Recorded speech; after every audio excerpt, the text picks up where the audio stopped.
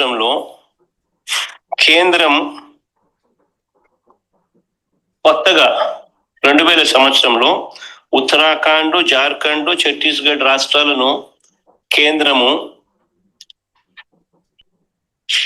తీసుకొచ్చింది మన కళ్ళ ముందునే 2000 సంవత్సరంలో. ఆ రాష్ట్రాలకు రాజధాని ఎలా వచ్చాయి? కేంద్రం ఏదైనా డిసైడ్ చేసిందా? కేంద్రం నిర్ణయించలేదే. ఆయా రాష్ట్రాలు వాళ్ళు నిర్ణయించుకున్నారు. మరి ఎవరికి వర్తించింది? కేవలం మనకు మాత్రమే ఎందుకు వర్తిస్తా ఉంది, ఎలా వర్తిస్తా ఉంది?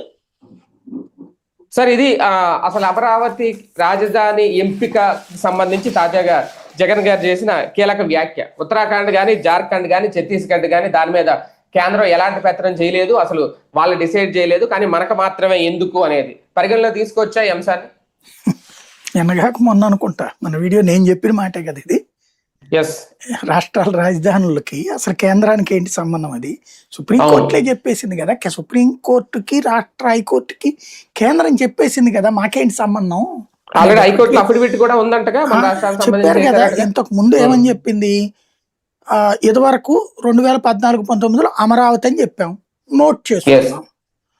తర్వాత 3 రాజధానులు అని చెప్పారు, నోట్ చేసుకున్నాం. ఇంతే తప్పించి